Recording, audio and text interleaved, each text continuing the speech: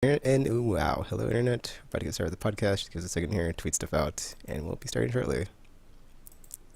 Okay, tweet us out. Tweet, tweet, tweet. Okay, in 5, 4, 3, 2. Hello, everybody out there in the internet. Welcome to Aimless Babble Z, episode 269. I'm Ticketmaster, joined by RPG Maniac 05. Traptical. and special guest. Buff Larkin, 269. Holy crud. That is fantastic. Congratulations, gentlemen. Excellent, excellent, excellent. Thank you. So yeah, today we've got some what you've been playing, Nintendo Direct. We'll talk about that in the news. Maybe a middle segment, maybe not. Who knows? It's a podcast of secrets and revelations. Revelations. Stop. Because it's like 269. Shh, shh. Did you play any Destiny this week, Tropical? Not really. I played through the weeklies with my Thursday group Oh, okay. on Tuesday because they can't play on Thursday for some reason. All right. Well, while you're gone, we played. It was weird because we had Crafty with us, and I don't think he had done Crota's Inn, but he had never cleared it before, so he did it on normal. And then after that, what did we do? Oh yeah, I guess one of Zaphro's friends or somebody had like the checkpoint to Crota on hard, and he was like, well, I was playing with these randoms, blah blah blah. Insert anecdote here, and he's like, "Deeds, can you help me?" And we're like, "Yeah, whatever." And we did it on like the first try, and he's like, it's so funny because like he kept just he was like really like.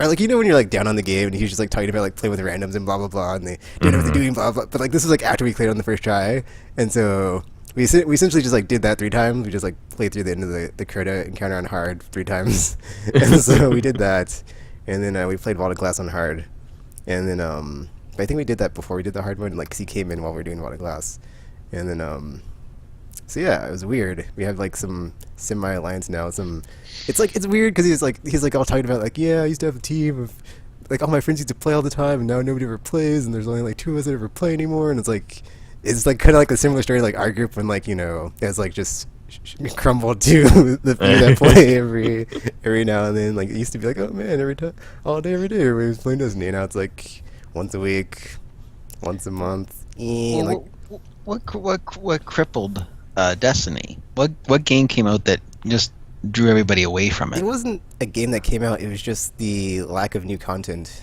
Like everybody Yeah. just played through everything that there's to do in the game, and then once you get to that point, it's like, well, would I like to keep repeating the same things and grinding while I wait for things, or just go and play something else and just come back to it when there's new stuff? So basically all your guys have maxed out all their characters, and so therefore there's just nothing for them to do. They've done it all, they've played it all, they've gotten every single rarity that they can get, really, in real reality, and that's it. That, or they got to a point where they just didn't, or a point where they like didn't want to keep going and grinding it out. Because even Yeah. for me, it's like I have 2 more guns or 3 more guns I need, but it's like I'm just gonna take a break because I've been playing this game for 6 or 7 months straight. It's like, okay, it's time to take a break and play other stuff in the interim. Because I saw that video of you, Tekken, in that, what was it, death match? And pretty much it wasn't really called a death match for you because you were killing everybody. Like it was a Tekken's death match. And it was like, okay, just try to kill Tekken. Nope, too late. You killed them all. You were running all over the place. You're killing people backwards, forwards, bringing out knives and slicing people Yeah, and shooting I didn't even people. like It was that like, mode, though, so I was like, oh, no thanks. So yeah, way too easy for you. That's right. so yeah, once you got your stuff or you've had your fill, you can just, I guess, well, we'll see if people come back to it, because I guess that's the question now. Is like, House of Wolves is now out. When it comes out, if you bought the expansion pass and you got both expansions, then you might have a reason to come back or not. I don't know. We'll see. But I'm just gonna take a break because I would like to play other things right now. So yeah, So you're done for April? yeah. Yeah, right. It's like at first I was like, I don't know if I can stop playing on a weekly basis, because weekly is easy. But then it's like Tuesday is my day when I play games, so it's like Destiny has been just gobbling up my weekly game consumption. So I would like to slot in other things, and the new Batman trailer just it's got me so just jazzing about that game, and just So when is the next expansion coming out? Sometime between now and June. Oh, well, there you go. That's pretty accurate. They didn't give us a date. They just said in the second quarter. Yeah. No, there, Most people think it's going to be in May. right in the very middle. There you go. Yeah. See, it's interesting because like if it had already come out, it wouldn't. I guess there's Bloodborne, but like if it comes out later, it'll be like Witcher 3 and Batman. Whereas like if it would have came out earlier, I think it wouldn't have been as disruptive to other stuff, or like had other stuff to compete with, which is funny because it's towards the summer. Usually there's not a lot of stuff coming out, but I'm just like gonna just. Well, I guess we'll see how fast I blow through Batman. So there's that too, because Far Cry, If it ever comes Shadow out. Mordor, The Order, my victim list is piling up in the year of the video game. So one more to the list once Batman hits, I guess. If it comes out. Don't say that. And there's Project Cars too, so at least for me. But yeah, just the same old in Destiny. Just doing my nightfalls and then doing the raids. And oh, I got my Titan and my Warlock are level 3 Crucible, which means I never have to play that mode again. And then my Hunter's like, she's not gonna make it because I'm done playing. But when I come back, I'll get it done. So yeah. But I guess that's the yeah. This is what has happened to our weekly Destiny talks, as it is just faded away. Well, that's the thing. Like, unless you want to talk about hypotheticals, there's no more new stuff to really talk about in Destiny. The craziness, even the crazy stuff that would happen when we were fighting Crota doesn't really happen anymore. And I think it's because we kill Crota so quickly now. Sometimes we don't even see the ogres. I think the longer you stay there, the more likely it is to glitch or something will happen. Yeah, we had this interesting thing happen this week on the bridge where we just kept killing the sword bearer, but we couldn't kill the gatekeepers. And there's like 3 gatekeepers alive, and it just spawned the ogres. I guess it just like felt mercy upon us. But like that was on normal mode, and then we just like killed like 2 people were on the side of the bridge where the sword bearer spawns, and we had 4 people on the side of the bridge where you kill the gatekeepers. But we were doing a good job of killing them. So yeah, that was interesting. That's what happened funny. this week. But yeah, that stuff is getting kind of rare. Like, we've just been pretty straightforward going through these raids, and then not that interesting to talk about anymore.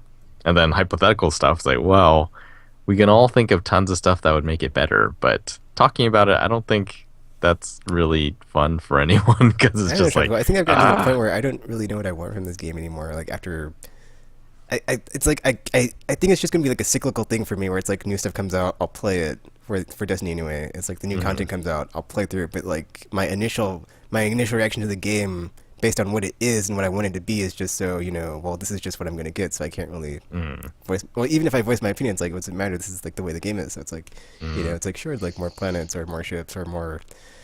Not to have everybody in the same armor, because the raids drop the same armor and it gets you the same light level, blah blah blah. But it's like at the end of the day, this is what it is, and it's like I just gotta deal with it. So it's going to be interesting to see what happens to it in the fall, because the rumor is some sort of giant content drop that people are calling Comet. And, in April, they're updating the vault.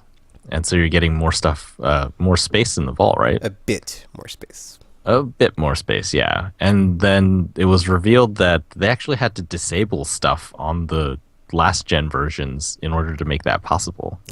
So now on the last gen versions, when you go into your vault, you can't hold R2 and pull up the comparison thing, because it's just disabled because there's not enough memory. And so, just from there, it's like, well, okay. It was sort of like suggested that Destiny on PS4 is not what it could have been, because it also had to be on PS3, and you can transfer your character back and forth. So now, we're seeing the first evidence of something where it's truly is like, yeah, this is something we want to do, but we just can't do it on these systems.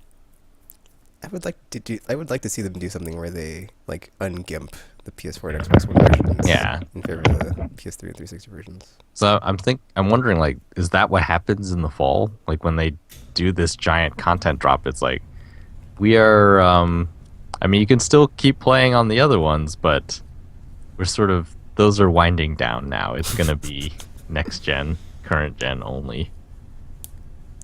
That would be kind of painful for people that bought the original game. I mean, you can transfer your character, but man, That would be sort of sad. yeah. Though, come on, people. It's time to upgrade.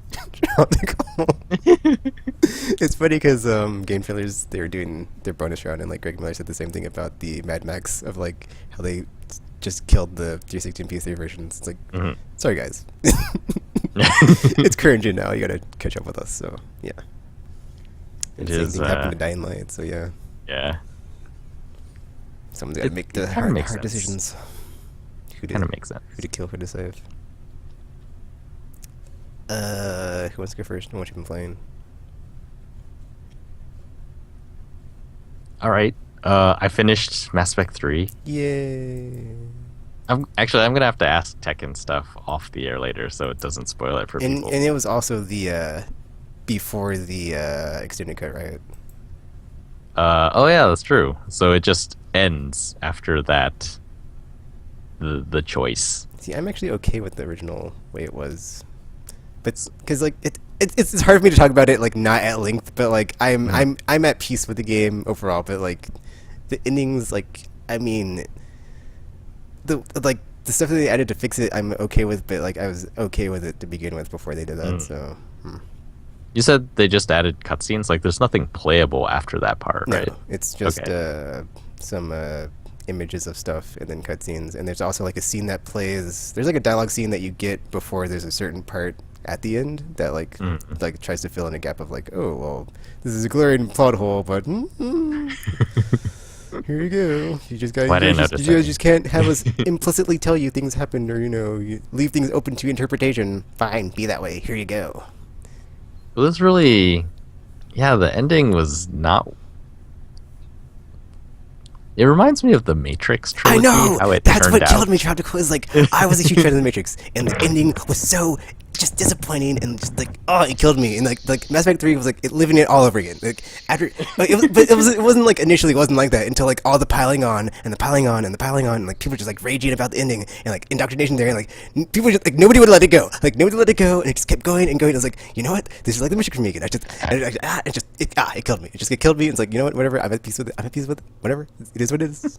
I'm at peace. No, he's Deep not. breath second. Deep breath second. Everybody else can rage about it. We're cool. We're cool. We're fine with what happened. I mean, yeah, I want my happy ending, and I have my interpretation of what happened. But yeah, everybody else can't be like that. They gotta be like, no power, fix it, power, potholes, indoctrination there, power. So yeah, F 'em. Yeah. Well, for me, it was mostly just playing Mass Effect 3. It felt, gameplay-wise, it felt sort of lazy. Like, it was basically all the improvements that Gears of War had gotten over the years thrown into a Mass Effect game. Like, they even have the thing where, was it Gears of War 1 or 2? They had the thing that would bring down the orbital, like, shot. Oh yeah. And it's like, oh, they have, like, the exact same mechanic in The Mass hammer Effect dawn. 3. And just, yeah, there was lots of things, like, there was more and more Unreal type things in Mass Effect. Yeah, to me, it's And- like the game is like it just turns more and more into an action game towards the end, and like in the Yeah. war story setting, it just doesn't really work with the story and characters and like just like the feel and the vibe that you feel from Mass Yeah. Effect. It just doesn't Like, gel the, well with the it. new characters they added, I hated Vegas for the longest James, time. like, I hated him James so was like, much. I was like, he's so Gears of War looking. And then there was that bad guy, okay, like and it was just, yeah, I was just like, were there that was ever like people to me that was the this other in thing is Mass like Effect that is like universe? such a terrible like executed character for like BioWare, like in a BioWare Yeah, game. It is like it's it's just like a weird. Darth Maul like just thrown in there like, oh, he's so cool and looks cool, no character development at all, but isn't he awesome? What the f. I think he had Raiden's voice, like it was the same voice actor. Well, that was, yeah, it just threw me off, but it was really neat. I was playing it through, everyone's heard how I skipped all the side quests in Mass Effect 1, and this one I was doing all of them because they felt important. It was like, oh, You felt invested. I guess it's taking longer for the Reapers to destroy Earth than I would have imagined. I thought they would just come and then Earth would be gone, and then it would just be sort of like, we will avenge Earth, but it wasn't really like that. It was like, Anderson's still down there, and I've been out here.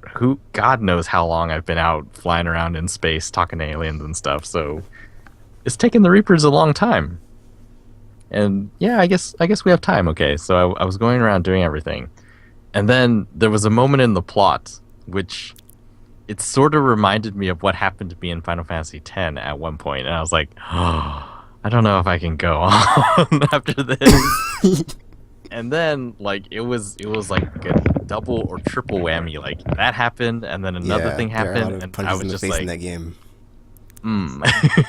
it is on. Like I don't care about the rest of these war assets. I looked at, it tells you the war information thing, and it's like your readiness level, and it's like at this point it had gotten to the chances of success are low but measurable. I was just like, to hell with the odds. We have done insane sort of stuff, like the thing with those guys on that ship, and they killed the entire ship, and we're just like, oh, we're 3 guys, we'll take care of it, and we took care of it. So we're gonna do this regardless of whether we're ready or not. And yeah, so I ended up skipping some stuff at the end because it felt right. And so yeah, like there are things I want to ask Tekken about, because So your green bar wasn't up all the way? nope, Oh my. it was like, Oh my. yeah, the entire, I'd say like last third of the game was really Yeah, brutal. I was gonna say yeah. But it was kind of cool in a way. I was like, wow, like that kind of reminded me of like, yeah, the Matrix trilogy. You would have thought you'd have learned your lesson from the suicide mission, and taking the time to But see, that one, like, it all made sense. Like emotionally, the way I've played through them, it all made sense to me. And then going through them, and then yeah, like that's how the story seems. I think that's to like be. also another problem with Magic 3 is like it's tied into the multiplayer on like how that bar affects that part, which is really stupid. So Yeah, I didn't play any of the multiplayer this time, so it was all at 50% like the whole time. So yeah, I'm curious how else it could have been. And also, I think I ran into a glitch at one point, oh no. which was very off-putting. Like something had happened, and I had sort of accepted it, and then the glitch sort of undid that, and I was like, was that a hallucination? Like I don't understand what's happening here. And yeah, it was very weird.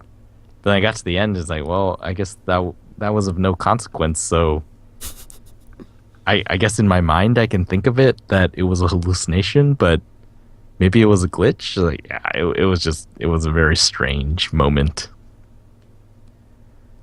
But I got through it, so yay.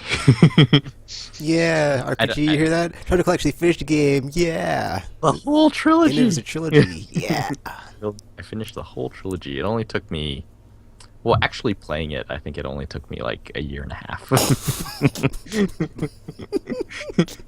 If you count from when I bought the games, it's been, well, I got Mass Effect 3 at launch, and I got 1 way before then, so a long time. Next up, Final Fantasy 9, which has just been sitting there for over 10 Final years. Fantasy 9. One day at a time. Actually, it's weird because there are parts that I do remember later in the game than parts that I don't remember early in the game. And it's like, huh, that's weird. So I'm not actually sure where I got to in the past. But this week I got through disc 1. And I'm like 2 or 3 hours into disc 2. So I have no idea where I'm actually. But yeah, I remember the part where I'm at. But I don't remember stuff that happened before that, between the end of disc 1 and where I am in disc 2. And there are parts in disc 1 that I can't remember, but I do remember the ending of disc 1. It's like, I don't know what's going on. If only people would have stolen the Metal Gear Solid synopsis when you load up the game. And that was only Yes. 2 discs. Final Fantasy 13. Oh, did Mass Effect 3 copy that from Final Fantasy 13? What? Like, in Mass Effect 1, you go around and you'll see people that you can talk to, and you talk to them. And after a little coaxing on your part, they will tell you what they're doing and what they need you to do, and then you could volunteer. Or usually you volunteer to help them, and then they tell you what they need, which is sort of strange. And in Mass Effect 3, you just walk around and you overhear people talking about what they need, and That was in then Mass you're Effect like, 2 was that as Mass? well. Yeah. Oh, okay. Like you'd be walking around and then you get like a side quest pop up of people having a dialogue conversation that you weren't even listening to. Well, you weren't like directly listening to them. Like it's like a ambient dialogue thing. Yeah, it's sort of strange. It's like you're the little helper Eavesdropping, elves yeah. who like go into the house and finish the shoes at night. You just like the guy's just talking there really seriously, and you come up, hey, yeah, that thing you were talking about 2 weeks ago when I was here. Here you go. And I was like, oh, Secret Santa, Shepherd. And the only place I remember stuff like it felt more natural in Final Fantasy 13, like compared to previous Final Fantasies where you walk up to people and you talk to every single one of them. In 13, you sort of walk past them and they're just having their ambient dialogue, because that's kind of what it was in the past. They weren't necessarily talking to you, they were just talking about stuff happening in their lives. And they just sort of wrote the dialogue as if they were talking to you, as if you cared, which probably didn't. And then so in 13, it was just, yeah, it just happened when you walk past them. And then Mass Effect 3, I noticed like, that's very strange, except they turned it into quest givers also. Well, you couldn't really talk to anybody in 13 because of the whole fugitives thing, so it had to all just be ambient dialogue. Yeah, like it made sense in 13, but in Mass Effect 3, it feels weird to just overhear people and then come back with the thing that they wanted. And a lot of that stuff is like, you just go to the Spectre terminal and it's like, oh, it's here. Oh, that was the thing about Mass Effect 3. It's like it's the only one that lets you like actually use your Spectre's powers or Spectre status to Yeah. like do stuff. It's like, okay, yeah, I'm gonna allow this. I'm gonna allow this thing. And early on, I didn't know that sometimes you're choosing between who to support. There'd be like two people arguing about a point of view, and I didn't know. I would just walk up and talk to the one closest to me. Oh, Just start saying something. I was like much later in the game, I was like, oh wait, it says support that guy or support that guy. I was like, oh man, what have I done like throughout the game? I'm not even sure.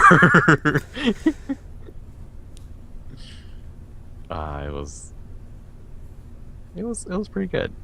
I enjoyed it. What else did I play? Mainly those two. Like I was trying to get through stuff this week. And oh yeah. Man, Bloodborne.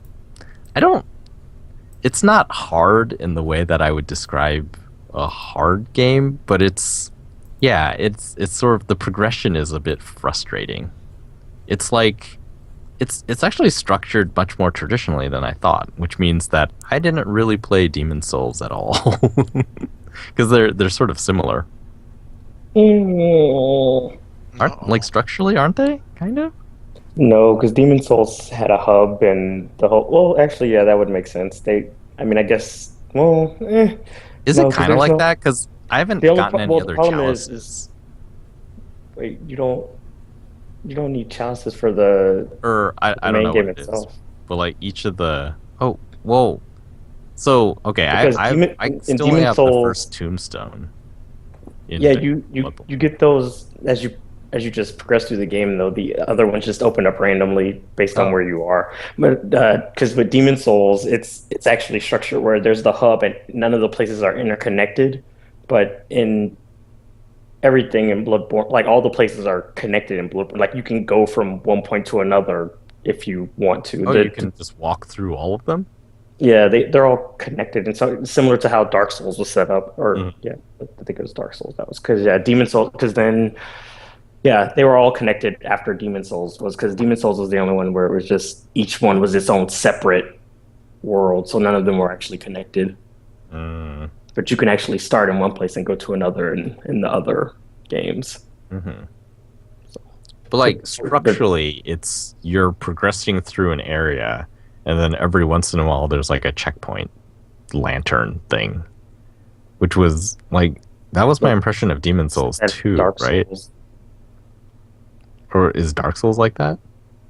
Yeah. Demon Souls was kind of like that, wasn't it? I think you're confusing the games. Demon Souls didn't have a connected world. There was like 5 different areas.